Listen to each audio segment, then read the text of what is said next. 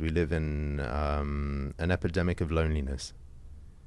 And one of the things I hear again and again is it's not the surface thing that men come and ask about or talk about, but a little down the line they'll say, actually, yeah, I feel lonely.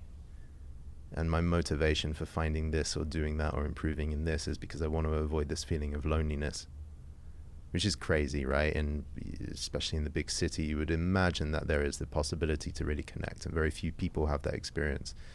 And so there's a feeling of being lonely, and then what we tend to do next is judge the fact that we are lonely. Why am I lonely? I must be a loser. I must not have my tribe, or, I can't communicate myself or connect with other people. So there becomes a sense of I feel lonely, and not only that, but I criticize myself for being lonely, and now I have to do a whole bunch of work in order to become good enough somehow to not feel this loneliness anymore.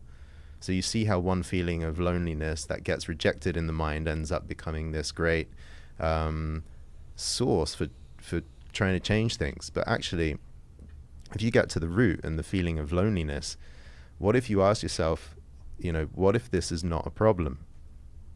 What if you can feel loneliness and allow it just to be exactly the way it is without any need to change it?